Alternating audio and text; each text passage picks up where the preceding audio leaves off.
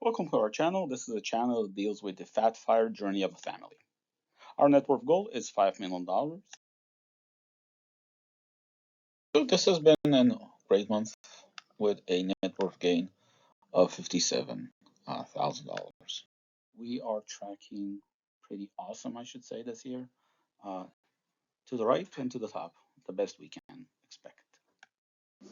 So the breakdown of the net worth is 1.4 million in taxable accounts. The house has slightly depreciated with 957,000, and retirement accounts a little less than 1.1 million, which brings our total to 3.45 million for this month. So this is the breakdown for this month. This month has been pretty unusual. I'll go on the next slide to the breakdown, but as you can see, food was significantly higher, but this is to do with it's a fixed cost, pretty fixed, but the overall expense in this month has been super low compared to everything else. Yeah, with the top three expenses being the food. Again, this is grocery store type food. Travel, a bit of paying off some travel we did, as well as restaurants while we were traveling. So these are the rest of the expenses. Uh, Utilities pretty low, shopping again low, entertainment is pretty high, but this is due to traveling. I want to call something here on the phone. As you can see, it's pretty high. The reason why it's high is I switched providers to get to a lower costly month. So this is basically prepaying for 3 months worth of service. And since some of my kids are now older, I purchased a plan for them as well, which all of that brought the total expense this month to 6K. This is the lowest it has been for a while. Again, the reason for that is all the traveling that we prepaid for throughout the year. There's no childcare since the children are traveling with us, which I know it's very low for us. I know for a lot of other families it's considered their max, but we're in a fire sort of mindset. So for us, it's pretty low. So where we want to be when we retire. Once we have $5 million US, we plan to take from that amount based on the 4% guideline, a yearly income of $200,000. That is pre-tax. Our tax calculations and approaches we will speak on in a later video. So a little bit about us. We are two working parents. Our main source of income is a W-2 salary for both me and my partner. In addition to that, we have 3 children, ranging in age from 4 to 8, and we live in a high cost of living area.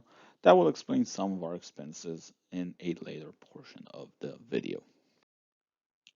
So part of our post-fire budget is I include a 30K stipend for travel, and we started budgeting our vacations to see if that number is good for us or do we need to adjust it according to our vacation style. So we have a couple types of vacation styles we like. There's a high budget vacation and a low budget vacation. And let's look at an example from this past summer. So this is the travel we did during the summer. We went to Japan without the kids, so this is just for me and my wife. As you can see, the flights are expensive. This is a long flight, but relatively we're surprised by the low cost of Japan in general. The food was super cheap, restaurants as well super cheap. Stays, I think we stayed with about $70-$80 a night most nights, with a few splurges here and there for a 500 a night hotel. So the total cost of a 3 week sort of hybrid working as well as pure vacation mode cost us 6,500, which is again super low compared to everything else. We were very surprised. We were thinking Japan is one of the most expensive countries in the world, and it is, but I think the food and transportation costs have offset a lot of the other expenses we took in the last 2 weeks of 2022. That included Arizona. So flights down there for the 5 of us were $1,200. Food, while we're this is groceries shopping while we're on the trip. So things that are like microwaves for meals or something you can quickly prepare some hot water. Restaurants were high because we ate out and we planned for it. It's a trip you want to try different foods and staples. Stays is higher than we expected for a 2 week duration. So this is about 150 per night. But this is to do with the room size we have to for our party size of 5 people. It requires the more expensive, bigger rooms and things of that nature. Entertainment, we did some attractions, some high cost attractions that are quite unique to the areas we traveled. So that's why this is a bit high, but we budget for it, so it's okay. And shopping, things we bought during the trip, knickknacks, souvenirs, things of that nature. Um, Nothing too extravagant, just a lot of small things that end up in transportation. Transportation. This was a rental car, so this includes the rental cost as well as the fuel cost. Um, and we budget for it, so nothing not understandable there. It is nice to compare like the cost of like an RV trip that we could have done compared to like a rental car plus hotel stays, which brings us to the breakdown. So the total breakdown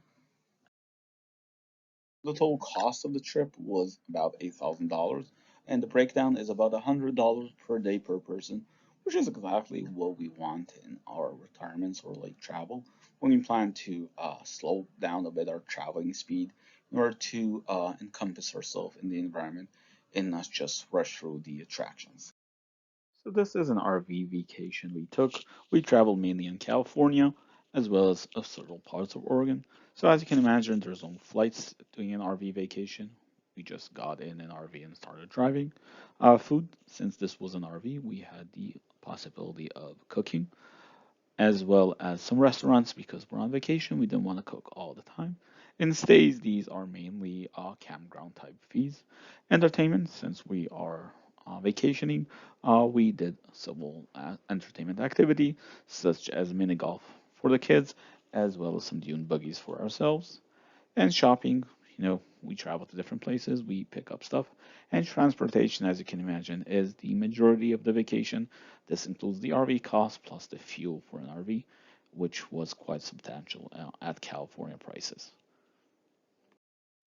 Which brings the RV vacation total to $4,000 US, which is an average of $100 per person per day. We use this to track our number in terms of our budget for our fire number to see that we're on track to have the lifestyle we want. Which brings the RV vacation total to $4,000 US, which is an average of $100 per person per day. We use this to track our number in terms of our budget for our fire number to see that we're on track to have the lifestyle we want. Another vacation we took was for New York City. This was without the kids. So flights. The flights were very cheap. We're thinking probably COVID related.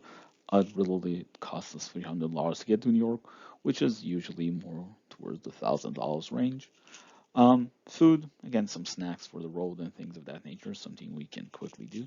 Restaurants, this is New York, so we don't have a kitchen. We had to eat out for most of our meals. Hotels, that's including stays, $300 per night seems reasonable for us. Sorry, $200 per night. Entertainment, this is New York. Everything costs more, and entertainment really stands out. Shopping, a lot of shopping to do there. And transportation, these are mainly Uber and Lyft type transportation and rideshare from the airport to the health hotel and vice versa. Which brings the total for the New York vacation to $2,000 plus, which is $375 per day per person. Quite expensive, but this we use this number towards our fire budget to make sure we are aligned and the lifestyle we want to achieve post retirement. So this is the Hawaii vacation breakdown. Flights being both flights from the mainland to the island, plus some inter-island flights. Food is supermarket type grocery shopping. Restaurant is a bit high, but it's expected. It's a vacation. Stays in this case, it's hotels and Airbnb combined, depending on where we were. Entertainment are excursion type activities. Most of the time we spent doing free activities, beach, hikes, things of that nature. And transportation, in this case, applies to the rental cars. As you know, rental cars have taken a hike in terms of pricing. Yeah. So the total Hawaii vacation cost is $6,000 plus. This was about 11 days, which comes down to $120 per day per person, which is in line with the RV vacation, which is quite a surprise. Um, so this is the cost breakdown of a California vacation we took. Flights from our location into California, specifically the Los Angeles area. Food is grocery type shopping. We didn't take an Airbnb, we were in the hotels. So food is just what we can eat, sandwiches and things of that nature. Restaurant, yeah, it's a bit high. It's a vacation. We ate out quite a lot. Stays are hotels. Los Angeles is super expensive. So this is about $200 a night average. Some were cheaper, some were more expensive. Entertainment, well, we're in vacation. We went to a few shows, things of that nature. Not too bad price-wise compared to the hotel stays, but we didn't go to, top performers or anything like that. Um, and transportation is cars and fuels, which is a huge component now. I think in California was about $5.50 per gallon, quite expensive. Which brings the total of that vacation, the California one, to $2,600, which comes to about $180 per day per person. It's a little high when we expect to retire. We expect to pay about this for a family. I think the cost here is due to the hotels. $200 a night is quite expensive. Plus the fuel is quite expensive, but it is a good point when we look forward into vacations in high cost of living areas.